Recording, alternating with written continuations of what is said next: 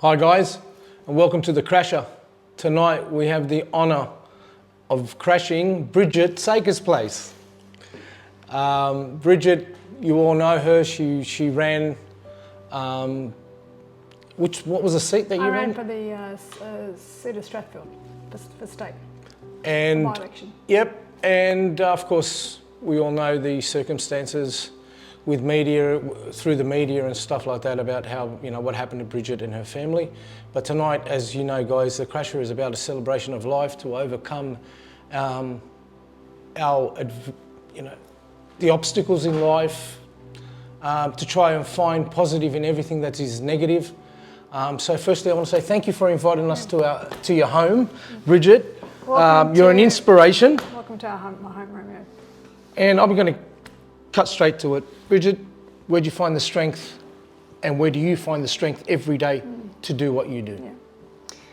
That's a very good question, Romeo. It's an obvious question for me, but not for people who ask me how do you do it. First and foremost, my faith. Raised as a Catholic, raised to know that death is a passageway to the eternal life. This world is temporary. And that gives me hope. The resurrection gives me hope, and that I know that getting up every day means I am a day closer also to one day seeing my daughter, Veronique. That's the first thing. The second thing that keeps me going is obviously I'm a mother and a wife, and through the strength of faith, I'm able to be that role model as a wife and as a mother. And it's really hard watching Michael, be on his own. He's not an only child, but he's become an only child on this earth. And it's not easy. It's especially when people say, children are resilient. They're not resilient. They're the forgotten grievers. I really believe that. People focus on the parents, they never focus on the children. And thirdly, professional help. When you go through a difficult time and a traumatic tragedy, you need professional help. For me, that's been pivotal to, making me understand how to operate my emotions when I do have anxiety, because grief never goes away, and it's the price you pay for loving someone. And when someone loves you, and you love someone and they die, the love doesn't die. And fourth is the way that, like I said, it's key to it's all around the faith aspect. The fact that I've actually focused on the forgiveness, I've focused on love, I've focused on how Jesus Christ himself suffered. So, and he cried, he wept, and how do I take his footsteps through his life? And I want to be that wounded healer to others, and that gives me that strength to go out there and help others. That's how Heartfelt was created. And probably a fifth thing is the support of my family, the support of my husband, the support of the community, the support of my friends and my family. So there's many factors, but the pivotal factor is faith. I mean, if it wasn't for my faith, I could not stand up. That's a given.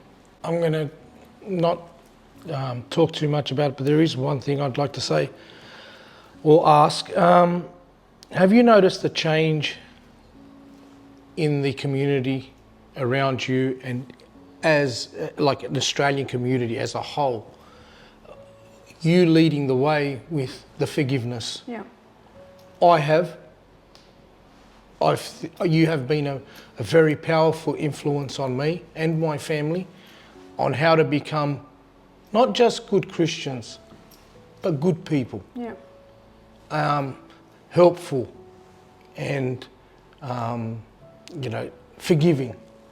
Have you seen that change? Yeah, I have. I mean, I have seen people say, God, if you can do that, who am I not to do that? And it becomes an awareness thing. How do I actually not be angry? When you forgive, and I have to be clear, forgiveness just doesn't always happen like that. There's got to be an acceptance of what's happened. And sometimes people could resent you for forgiving. How dare you forgive? How could you forgive? I've had a lot of that. But many people have, from all denominations, have opened their eyes and said, look, if you can do that and you still get up and you're out there helping people, then that gives us hope and strength. And definitely it's visible. So, yeah. And now we're leading to Heartfelt. Why was that established, firstly? And where are you at with it right now? So, 6 months after the tragedy, I established Heartfelt through COVID. It was through COVID. What I did, and my family did recognise, is that because our tragedy was so public, everybody came to our aid. But I realised at the same time there are many people who suffer and there's no one there for them. There is no one. But I also, because of that, when I got to the cemetery to look at a plot where Veronique was going to rest with her cousins, there was a lady called Patricia Thomas standing there at the plot, and she was from Grief Care, which is owned by Catholic cemeteries and crematoria. And what Grief Care does is they accompany you through your grief, but not just up to the funeral, because everybody's around when up to the funeral. Everyone's at your door, everyone's, do you need anything, dropping food off. But after that, what happens? Everybody's life goes back to normal, but your life doesn't go back to normal. It'll never be normal. Not a meal is normal, not a picture's normal, not a car with your son or your husband is normal. Everything is different. And they still accompany you, and this Patricia Thomas still accompanies us every day. Like she will always check in, she'll call us, she'll make sure we're okay, despite her own, circumstances that she could be going through. Part of her acts of service in grief care is to provide pastoral all the way through. So through prayer, through fasting, through working with Patricia, why not create a platform during COVID where people can come in online once a week and where we could actually provide accompaniment to each other. And Heartfelt stands for Families Experiencing Loss and Trauma. Come in. Some people haven't even lost anyone, but they're anticipating grief. To be together in the presence of one another, in the presence of God, where we provide no advice, no judgment, but we just listen and we honour our loved ones. And at the moment it's faith-based, and it will continue to be faith-based, but as it grows I'll have other platforms that aren't faith-based, because people need, grief speak is uncommon. No one speaks grief. And because of that, there's a lot of people out there who suffer depression, who suffer from, there's domestic violence, there's drugs, there's alcohol, there's abuse, because they've never dealt with their trauma. And Heartfelt allows people to come on. We have a scripture, we have a video through resources that Grief Care provide, and we have breakout rooms. We have about 20 to 25 people at the moment that come on every week, but in the community there's about 120 people. So they've really taken to it. And it's an amazing community. It helped them so much, and they look forward to that Monday night. It's 1 hour. We have people dialing in from overseas. We have a spiritual director that comes on from time to time at the end. We have a song. So it's meditative, it's reflective, it's spiritual, and it's a community. So since then, I've established a website called heartfelt.community. On the 23rd of July, we are having a mass, Heartfelt Mass, at Santa Sabina College, and Father Eli Amin will be holding the mass. And Sydney Catholic schools have come in and supported Heartfelt, and they're also created a song for Heartfelt. And November is a month that Sydney Catholic Schools adopts Heartfelt, where children can actually remember the ones they love, because it's obviously All Souls and All Saints. And so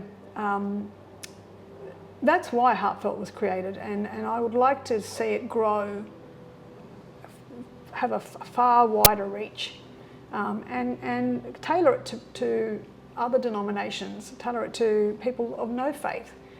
because it really is hard to know what someone who's lost someone that they love. And you can't put a weight on whether it's your mother or your father or your uncle. Or everybody, grief is unique. Yep. But one thing I have realised is that even though you grieve alone, you can heal together. And that's what Heartfelt does, provide that platform. I really want to make sure that I can tap into as many people who are suffering from grief because of a loss of a loved one, that we can all be united and open our hearts to one another and share each other's stories. So many people. So basically, you've designed a webpage to combat the loneliness when everybody leaves. Yeah, it's actually, I think, even today I could say that I'm not alone, but I feel lonely because no one really knows how I feel. Yeah. But people come on Heartfelt and they go, this is the only people that know exactly what I'm going through. So it's to accompany people in their grief with people that have gone through similar journeys. And grief isn't linear. It's like this. Some people have come on 10 years, they lost someone. Some people have lost stillborn. Some people have lost children to suicide. It's all sorts of people come on. But it is to accompany people in grief and to have someone to talk to and share how you're feeling. How do you feel? Yeah. What are you going through? And I pick a theme every week. And the theme, is based on, we follow the Catholic calendar at the moment. But it could be gift of tears. Why are tears important? Or outreach. Who's reached out to you? So there's many different themes that we have every week that really we focus on that theme, and that's what we really hone in on. We spoke earlier on, and I feel compelled to ask this question. I asked you, why did you run in politics? Irrelevant of the situation, what happened with the government, you replied back to me, I ran because I wanted to represent the faith. And how can I, did you feel as though when you were asked to run in the seat, that was the main reason, or was there another agenda? Yeah. So it's interesting. I come from a corporate background. My husband and I are both corporate people. We established our own lending business, and then we sold it on the 1st of November last year, and on the 2nd of November I received a phone call. So you've been helping people from before? Yeah, always. Yeah. Everything in my life I've done has had to have a purpose. Yeah. Has had to have a mission, and helping young people into homes. Home ownership is very, very important in Australia. So that drives. It's our dream. Me. Yeah, that's right. That drives me. So when I did meet with Dominic Perrottet, our premier, he said, I want a woman of faith, a woman with values, who is a mother as well, who's had her own business and has a corporate background. So in a way, I ticked all the boxes. But for me, I'm not a politician, but I did feel that, we're in a society where we need to retain our values. There are a lot of people of faith out there who are feeling like the values aren't being heard. And also, with all the good work that I'm trying to do and create a greater good out of this tragedy, wouldn't it be great to have a platform where and politics was one of those things that I thought would be fantastic to have a platform to actually have a better outreach, whether that be through reaching out, through mental health, or whether that be creating, green spaces in our local area to help families have somewhere to spend time and be with one another. So it was always to serve the community, to do acts of service, because I do feel that helps me, that act of service for people in our community, especially when the community really rallied around my family. I felt that's what drove me to do that, to that piece of it. That's why I felt compelled to call you when I saw your, beautiful face on the signs all over everywhere. And you've been supporting me on social media, and I called you, and a lot of my friends said to me, why are you backing Bridget? I said, because I'm not I don't want to destroy everything. I just want to find the right type of people. And Bridget what she's been through, what she's created. She's got something to offer, as you just said, a woman of faith, a family, a mother. That's somebody that I would love to give my vote to, but unfortunately you weren't in my seat, where I live. But that's the biggest thing. I was saying to myself, if we only had, didn't have to be woman, but if we had more people like Bridget, it gives. I know that I'm being represented by somebody that understands me. Yeah, and it wasn't an easy decision. I spoke to a lot of priests, you know, and they all said if you're doing this to carry a cross and do good, then you carry the cross and do good. It was almost like, you know, people say, God, how could you go into politics, you know? And it's like, but you're right, if we don't have good people going in, how can we create good change? Yeah. The only way to do that is actually have people who have a lived experience. And you know, the Premier said, I love the way you've coped, you've handled what's happened, your tragedy, you and your family. And I think that if I could do that and, use all the skills and talents that God gave me, if I can outpour that into serving the community, then why wouldn't I do it? And I just felt that there was a reason why that I got that phone call. And so it was not more than anything more than that. It was really just to, everything I do, like I said, I put my heart and soul into. And I love being with people. I love helping people. I've always been that person. And I do get in trouble for taking too much on, not saying no, because I just can't sometimes say no. If someone needs your help, they need your help. Yeah. But I do believe, after this tragedy, I can sit there and wallow over why me, or I can pick up my cross and keep going. Because, I look at Mother Mary as well. She is a role model for me, and she was there always. She never left the apostles' side, and she kept going after her son died. She kept going after she watched what happened to him. She kept going after she saw the world rejected him. So I've got to keep going, but not without the love of my family, without the support of all those that I mentioned when I started. And I've found that I've met Veronique has introduced me to so many people, so many amazing people. It's incredible. I thought I knew a lot of people before, but the people I meet now, everybody has a purpose. And and the other thing we're doing that my husband's working on, Craig, is, the road trauma support group. And that's about helping victims, families who are suffering. They're victims because of a criminal act of another, and that is somebody getting in a vehicle and killing someone. And, there's a lot of education and reform. It's supported by the New South Wales Police Force.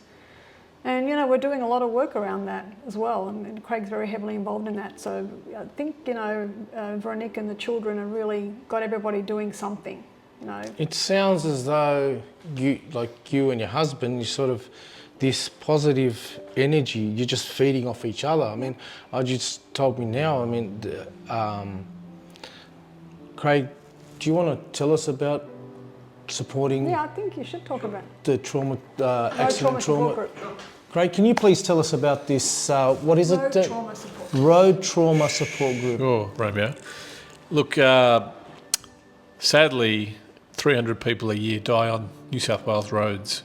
And we think roughly 10% of those deaths are caused by somebody doing the wrong thing with respect to drugs, alcohol, speeding. So there's a group of us who are driving the establishment of a group. We've only been going 16 months. We've got government funding, and we're about three things. Firstly, support, so supporting people who've lost a loved one. Yeah. Second is education, so working with the police and other groups to educate young drivers about the consequences of doing the wrong thing. And third, reform. We can see changes that should be made around the criminal justice system and CTP scheme to better support people who've been through this experience. And ideally, no one has to go through this experience, but sadly, as I said, 10% of deaths are caused by the criminal act of another. So, an amazing group of people who've all suffered their own loss in this space, who are dedicated to helping others in the future. And what kind of support do you get from New South Wales Police? So they're part of the group, and The key part is when they go and attend crashes that involve a fatality, they will notify our group to enable our group to step in and contact the family if they want and provide the support from that point. Well, we know from Bridget why Heartfelt was started. What was your driving force for this? Have you had a don't need to tell us, but is it a personal thing? Or? It's a personal thing, you know. It's finding the greater good out of this, and Bridget will touch on another initiative that we've got going. But for me, as a former lawyer, public policy and working with government was an obvious space, and road safety. This shouldn't be happening in this day and age, you know. After the 4 kids were killed, you know, there are other pedestrians that were struck by out of control vehicles. So this shouldn't be happening today. And, you know, to find another group of people who've experienced similar loss was terrible, but also comforting to know that we're all on this same journey together. Yeah. How do you, I know the position that you're in, you give so much and you have to absorb so much. How do you deal with the days where you seen or heard a story? How do you deal and say, right, I'm getting up tomorrow, I'm going to do it again? What techniques do you use? Do you pray? Do you meditate? Do you go for a walk? Or do you just say, I don't care, I'm going again? Yes, self-care was a term I'd heard before, but I'd never really understood. But you do need to follow self-care. So, and again, mind, body and soul, that was a term I'd heard, but I never really understood. But for us, you know, the 3 elements there, professional help, working with psychologists, the body, you know, keeping active in the gym, absolutely, we do that. And the soul, you know, the faith and the spiritual side, all of those things help me, and knowing when you need to pull back, you know. So there are days when I've had 2 meetings on road trauma and I've said, that's it, I need to pull back for the next few days because it takes it out of you. Yeah. So just being self-aware and focusing on those three elements. I know that I just want you to finish off, and I'd love for you to give my viewers a piece of advice on how to keep moving forward, even in the most difficult situations. Piece of advice. Doesn't it have to be like mind-blowing? Just what would you say to yourself when you find yourself in a position where you can't move forward? What would you say to yourself? And that's helped you. Well, be surrounded by good people, because when you're having a hard day, someone is there to help you. So have your loved one or your children or your family or great friends, always have great people around you, because they'll accompany you and carry you on those tough days. That's the best advice. I couldn't say it better myself, but I'm going to, as usual, the woman is the better half of the man. Absolutely. And I need you to trump him. Oh, Can here you we trump go. Craig? Oh, he's very good. When people are struggling and anxiety has gone through the roof and they just can't see the light at the end of the tunnel, what makes Bridget Sakr see that light at the end of the tunnel? What helps her see it? Yeah, a little bit different to Craig. You're right, because you do need people around you. You do need the Simons that carried Jesus' cross. You need that. But what gives me light at the end of the tunnel is that I've done something for someone. It keeps me going to know that this tragedy didn't happen for no reason. It happened for a reason. And I get up going, well, I've got a purpose. Heading for that purpose, making that purpose happen, is what gives me that light at the end of the tunnel. And if that is actually just dropping off a meal to someone, or whether it be, heartfelt, like I see getting off every Monday night, that elevates me in terms of, wow, I've just touched the souls of so many people. That gives me light at the end of the tunnel. It's the world we live in is all me at the moment. And I'm generalising, but there's a lot of me. Yes. What about thinking of others? What about a bit of humility? What about, connecting with other people's pain? Because, we'll all go to a wedding and have a dance and a laugh, but if someone's crying, Where are we to accompany them? That gives me that keeps me going. And to that, I do want to say that the other thing that Craig did mention is another project is we're opening up a coffee shop. The coffee shop's called Quatre, which is 4 in French, to honour the 4 children. And Veronique loved food, and she loved cooking, and she loved people. And what a way to connect our community in Strathfield. It's in Strathfield. What a way to connect the community to come and have a coffee. There's a theme wall called Because Love Lives On, and you can put a photo of yourself and a loved one on that wall.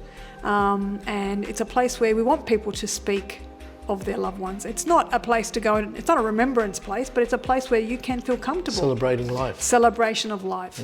And that's what we do. We have to celebrate life. Opening when?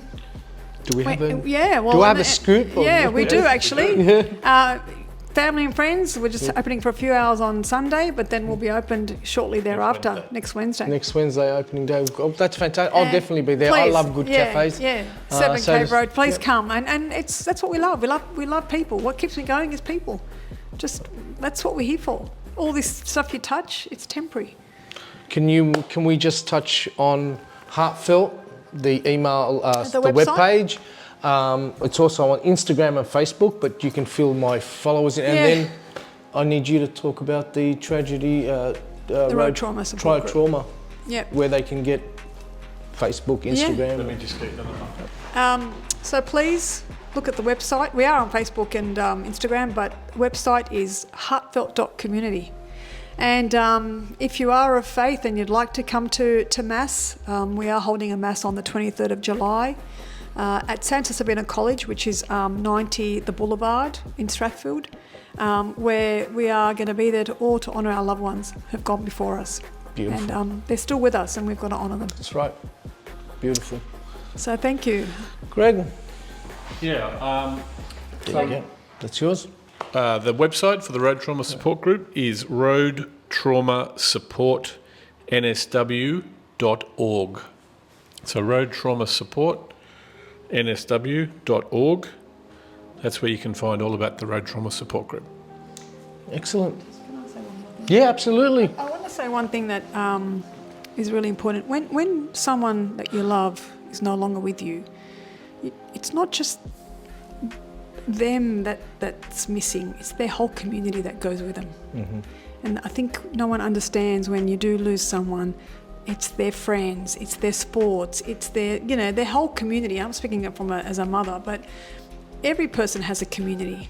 Everybody has something that makes them who they are, and that all goes as well. And what I've done, and what I'm trying to do in terms of what are some things you can do, or what greater good is, I've promised that I'll always be around her friends, and I'm going to watch them grow up. And as painful as it is, it's also so rewarding to be with her friends and watch them grow and celebrate with them. You've just touched on something that I'm good. I've got my son Maz had a very good friend in year 2. Now he's in year 11, and Maz always used to talk. They were very close. Now in year 6, when they graduated, Maz's friend passed away in year 3, but the mother was at the year 6 graduation. And we loved it. And she was there, and she goes, my son graduated today, year 6. And we sat and we all ate together as parents. And, my son was, we used to do this together. And it's like he was there. That's beautiful, Romeo. And even Santa Sabina, they allowed us to have a memorial right near the chapel. It's beautiful. We go and sit there. During COVID, we'd go walk there, have a coffee, and the principal, Paulina Skirman, has also there's an award. They have awards every year, and there's an award dedicated to Veronique called it's a Social Justice Award. So every year for the last 2 years, I've been invited to give that award, and it's in honour of Veronique. And somebody wins that award, so she's always going to be part of the school. And the schools have been amazing to make us feel like. I still get the newsletters, and I love getting them because it still doesn't disconnect me. Disconnection comes with death, and that's what I think we have to continue the bonds with our loved ones. Well, I think what you both of you are doing, you're more powerful and you are achieving more than if you got into government, to be quite honest, because you're taking on so much and you're doing so much. I just want to finish off, guys, by saying thank you for joining us tonight. You know what I'm about. I'm about moving forward through love, faith, caring about each other. Tonight I've introduced two wonderful people who are dedicated to helping their neighbours, to helping their community, and to helping the next generation of children that are going to become adults, and then they will be in control of this country. So listen to what these lovely individuals have said, husband and wife, and take it on board. And when you're feeling down, depressed, know that you have Heartfelt and you have the road tragedy trauma group, right? Whatever happens to you, reach out. That's the message tonight. Don't sit by yourself. Yeah. Go next door to your neighbour, have a cup of coffee, ring a friend. Life's short. Yeah. We all know this, but we can make it a very wonderful short period if we don't wallow in misery and look for happiness, joy and love. God bless you all. God bless Australia. Thank you. Thank you, guys. Thank you.